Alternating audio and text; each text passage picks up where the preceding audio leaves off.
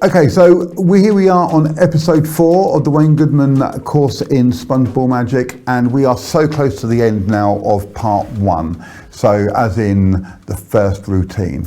There are 5 episodes in this. There's one more after this one where we're going to put it all together. This is going to be a slightly longer one because I'm going to take you through the production of the 4th ball, and then we're going to go back in time to when we only had 2, and I'm just going to run you through a couple of little things you can do with that. But I wanted to get to this stage first because then you don't have to do that second phase. But I wanted to get you to this phase first of all. So in this situation, we've got 3 balls visible and 1 ball either in your pocket or held out. So let's presume you've done the routine. Like last time, if you want to do the 1 in the hand, 2 in the pocket bit, you can do. If you don't, then this will still be in your pocket, so you're just going to have to get that out of your pocket whichever way you feel comfortable. Again, I like to do it by saying that's 3 balls, you check that one, you check that one, you check that one, and while they're doing it, I step back and I palm it out. And I say, this is brilliant, so we're in 3 now. Now, again, the 4th one, I want to make it a little bit more different. Now, this is my own way of producing the 4th one, and there are plenty of ways of doing it. You could just repeat that again and have boom. Now there's 4.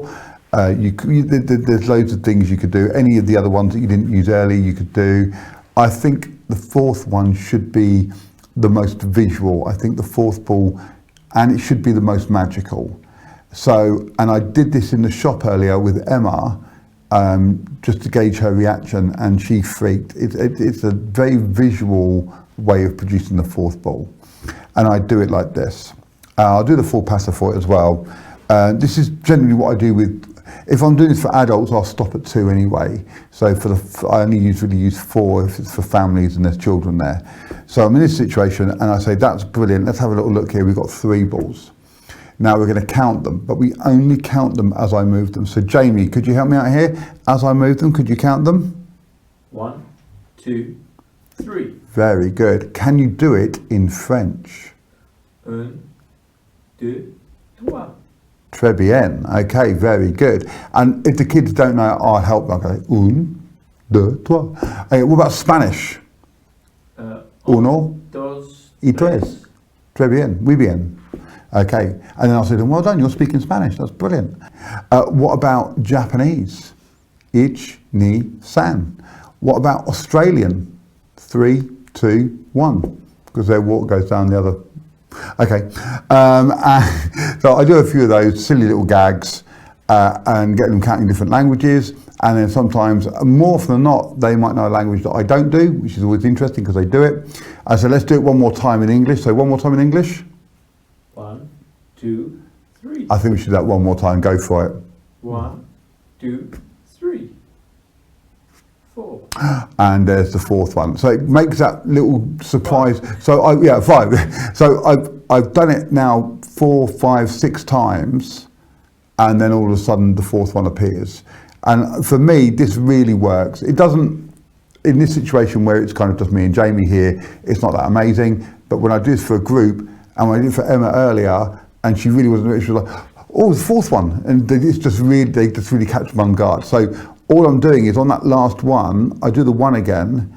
As I don't jump the gun here. I don't try and do a fake one like that because I don't want to see this one until my hand moves away. And a lot of time people will miss it. So you want to avoid going 1, 2, 3, because it's not right. So I actually move the second one. And as this one goes in, you'll see that my hand here, these fingers here, are lining up down the bottom here. So we've got 1, so let me do it from the beginning. So we go 1, and as this comes in, I'm just going to literally, can we just go to the overhead please, Jamie, sorry. I'll try and do it this way. So obviously it would be here, but I'll do it this way. So I'm going to go 1, 2, and as they're going 2, my hand just opens, and you'll see that ball just slides straight into position, and then I still do the action of going down to 4 or to 3, but now it's 4. So let me do that again. So we're here. So I'll do it the further I go. Let's do it in English one more time. 1, 2, 3. That's great. Let's do it one more time, and then 1, and that's just going to slide straight into their 2, 3, and then they go, and then they realise and they say 4. So from the front again, we've got 3 here, We're going to go 1, 2, 3. Oh, well, that's weird, isn't it? 4. And then I instantly turn my hand around to show that they're just sponge balls. And that's it. There's the production of the fourth one. It's just really easy. As that ball goes in there, so 1, as this one is going into here, my hand just literally just opens and it just fits straight into there. It's not really even a move. I'm not doing anything at this position. It's 1, 2, 3, and then the kids will go 4. And now I'm in the 4th position. Now I'm going to tidy this up now to finish off the 4th lesson. And then, before we get to the next bit anyway, I'm going to make all 4 disappear. So to make them disappear, I'm just going to gather them up into one hand, 1, 2, 3, 4. I'm going to do a false transfer on all 4 of them. And as I lean forward for them to blow on the hand, I'm just going to dump him in my pocket. All eyes will be here. I've never been caught with this. It's so blatant and stubborn, but because they're so big and they're so showy, it's there.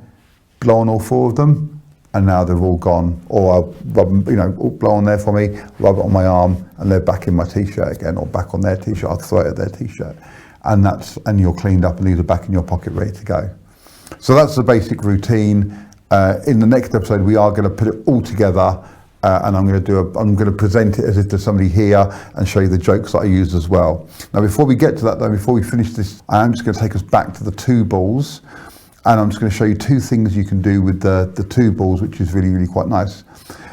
It's the same thing. You're just going to choose how you want to do it. So we're used to doing the false transfer. That's brilliant now. So you can do the vanish. But how about if we don't use it as a vanish? How about if we use it as a bigger move? So I take the ball here and I put it into my hand, and I take the ball here and put it into their hand. And then this one disappears and it appears inside their hand. So this is really simple. It's very shocking and it gets a great reaction. So, and in fact, I have a video of me doing this I was at a 70th birthday party, and there was a little girl there, and she was 4, she was the youngest, and I did this. And when she opens her hand, her reaction is beautiful, and I'll give that to Jamie, because they told me that I could incorporate it, and we'll stick it on the video. You'll be able to see that in a few seconds' time on this video. So, but this is the move. So I'm going to take it here. I'm going to do the false transfer into the other hand, and instead of curling my hand up into a ball, I'm going to straight away pick up this one and put it in their hand, and I'm loading the 2 balls into their hand, and then it opens up, and they've got both of them.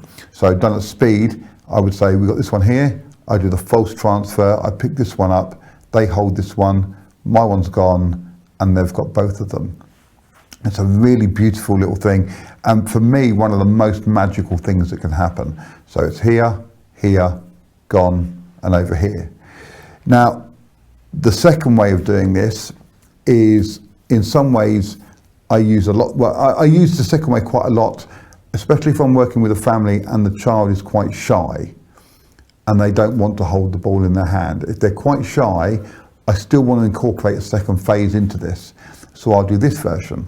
And if there's older children there as well, I'll get them involved. And I say we're going to count to 10. We're going to count to 10, really easy. But we're only going to count the numbers as I move my hands, okay? So as I move my hands, that's when we say the numbers. We're going to count to 10. So Jamie, would you count with me, please? So we're going to go. We're going to go. 1, 2, 3, 4, 5, 6, 7, 8, 9, 10. And the ball travels over. Now, actually, I do it a little bit different to that as a lie. Let me just do it again. I'll do it quickly here. So we go 1, 2, 3, 4, 5, 6, 7, 8, 9, 10. Nothing happened, but I didn't say it would. Let's count down 10 to 1. So Jamie, you can do it this time. Count down with me. Ready? Go for it. 10, 9, 8, 7, 6, 5, 4, 3, 2, 1. No, 2, as both of them are now over here. So it's happening in my hands. but they're all getting involved with it by counting along. So it's quite nice if you've got around a big table, they can all see it. So what I'm doing here, the first time I do it, I always start face up. So I go 1, 2, 3, 4. So that's nice and easy. 5 to pick up the ball. 6 to do an actual transfer. So I'm setting them up for the next phase. 7, 8, 9, 10. And I had that really nice line where I say nothing happened, but I didn't say it would. And now we're going to do it again. And now on the second time we go 10, 9, 8, 7. On 6, I'm going to do the false transfer. Sorry, 6, 7, 8. Sorry, I got ahead of myself.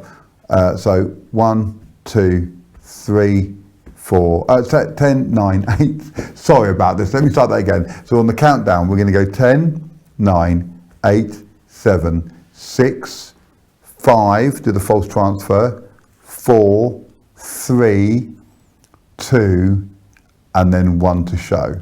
So I'll do that again very, very quickly. So the first time, 1, 2, 3, 4, 5, 6, 7, 8, 9, 10. And I'd kind of make a bit of a show there as I do 6 of them seeing the ball. It's not retention vanish, they're seeing the ball go into the hand. So it's really obvious that it is in there, and then I catch them off guard on the countdown. So 1, 2, 3, 4, 5, 6, 7, 8, 9, 10. Nothing happened, but I didn't say it would. 10, 9, 8, 7, 6, 5, false transfer, 4, 3, 2, and 1. And it's just a really, really just nice visual of it jumping across from one hand to the other. And then from there, I could say, check them out, and I've palmed this one, and now I can go into put both of them in your hand, and now there's 3. What's really quite nice is if I do the false transfer version, so I'm here, I can say, okay, I'm going to take this ball, I'm going to put it into my hand. I'd like you to hold on to this one.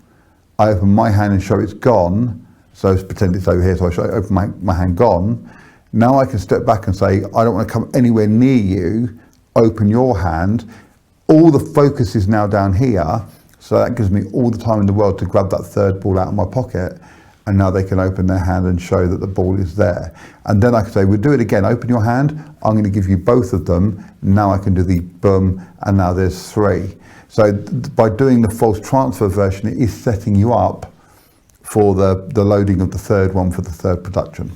But that's nice and easy, so have a go with that, and next week we're going to put the whole thing together and perform it as a full routine, and that will be the end of course number 1. So I will see you next week. Practice, practice, practice and practice, and I will see you for the grand finale next week.